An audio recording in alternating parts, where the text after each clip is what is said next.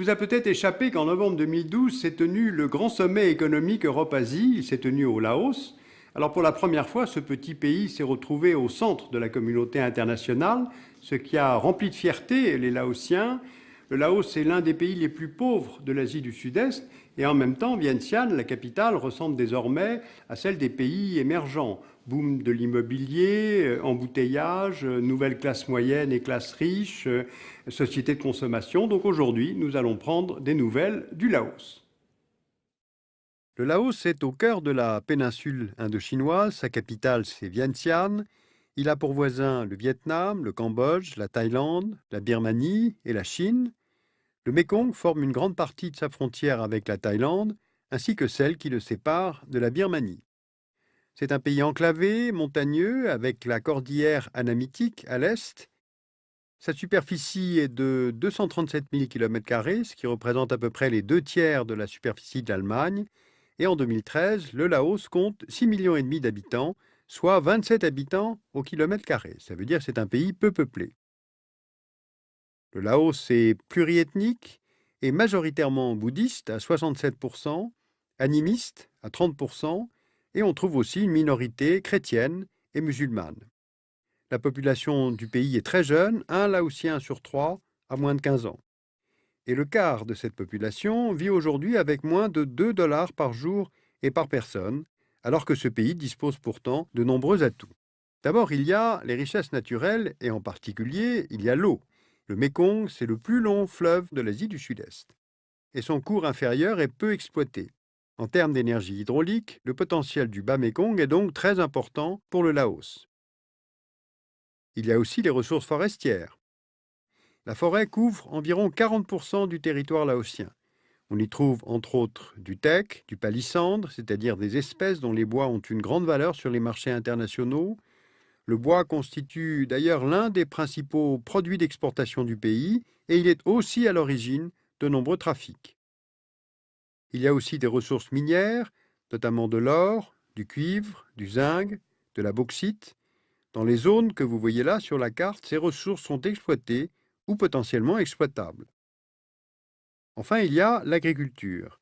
Le Laos est un pays rural, même s'il y a peu de terres à cultiver. On y fait pousser du riz, bien sûr, mais aussi du maïs, de la canne à sucre, du manioc, du soja, du café, et puis on y cultive l'EVA pour la production de caoutchouc.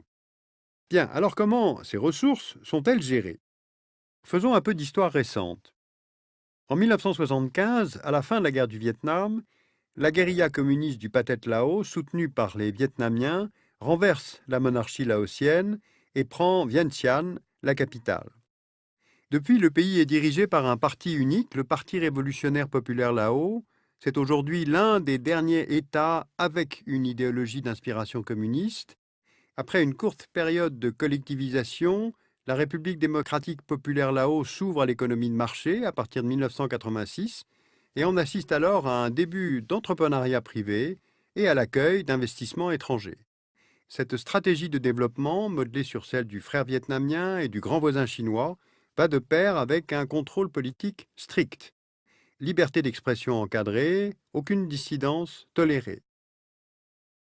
Dans les années 2000, on assiste en parallèle à des restructurations d'entreprises d'État et à un renforcement de la gestion des finances publiques. Puis en 2011, c'est l'ouverture sur le libre-échange avec la création d'une bourse à Vientiane. Bien, alors quels sont aujourd'hui les résultats de cette libéralisation de l'économie laotienne? En 2011, le pays affiche un taux de croissance de 8%. Et selon les prévisions de l'OCDE, sur la période 2013-2017, la croissance moyenne annuelle s'élèvera à 7,5%, soit le taux le plus élevé de l'ASEAN, l'Association des nations de l'Asie du Sud-Est. Regardons ce graphique. Le revenu national brut par habitant est passé de 310 dollars en 2001 à plus de 1000 dollars en 2011. Pour la Banque mondiale, le Laos appartient à la catégorie des pays les moins avancés et les autorités laotiennes souhaitent accéder en 2020 au statut des pays à revenus intermédiaires. Et d'ailleurs, le président de la République et chef du parti a défini pour cela plusieurs priorités.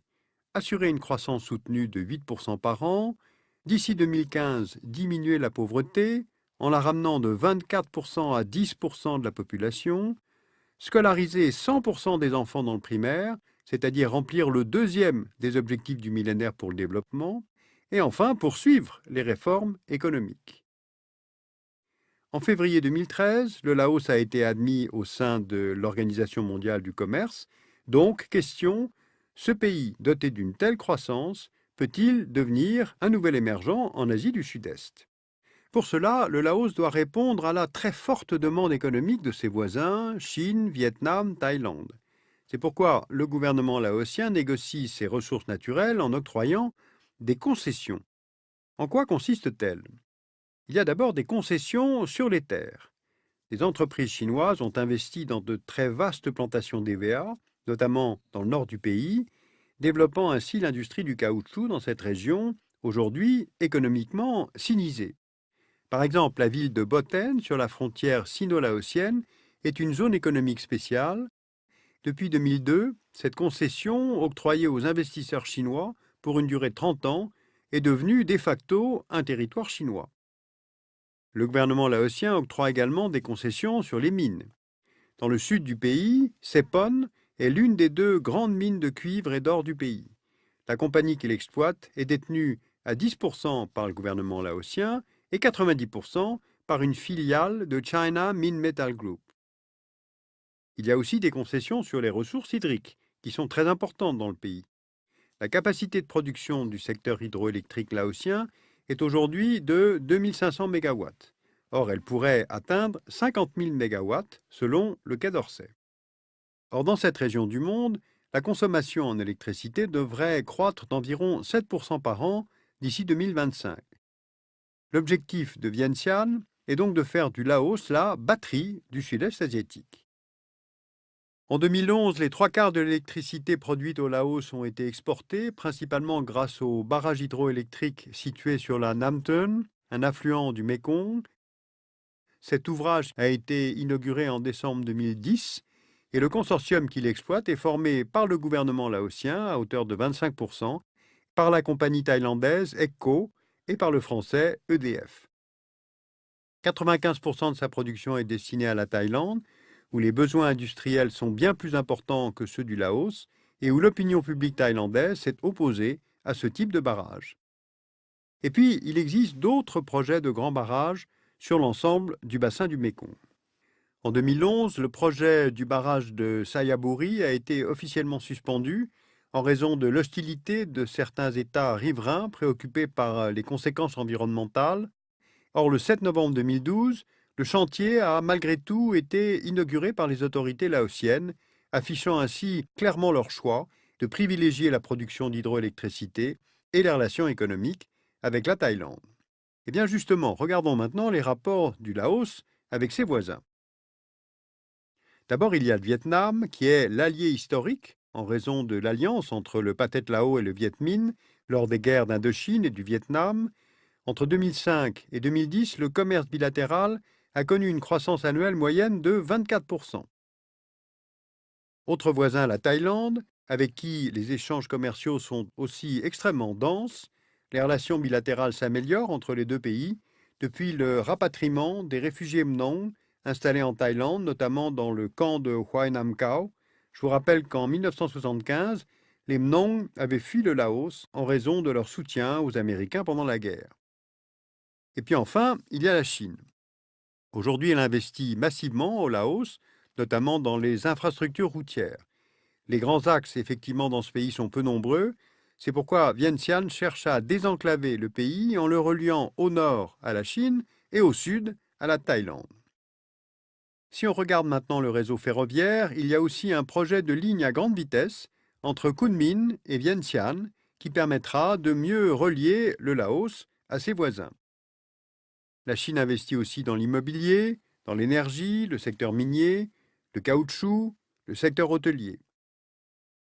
Maintenant, si on considère la totalité des investissements étrangers au Laos, ils sont passés de 300 millions de dollars en 2005 à 1,5 milliard de dollars en 2011.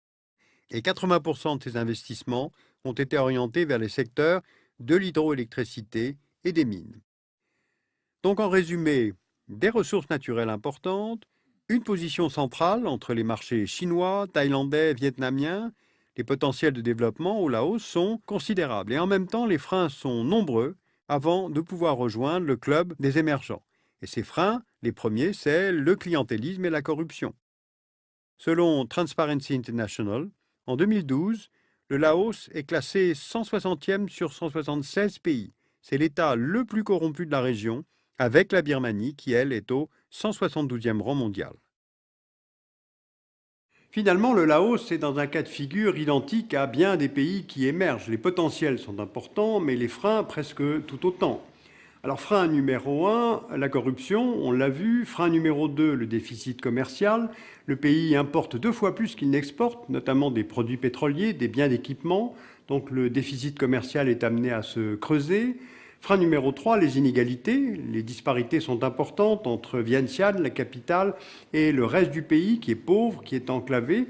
Alors l'ancienne classe dirigeante Pathet Lao, nourrie de doctrines marxistes-léninistes, donc très conservatrices, a pourtant su tirer parti de ce nouveau libéralisme et grâce à cela, elle parvient à augmenter son influence sur le pays.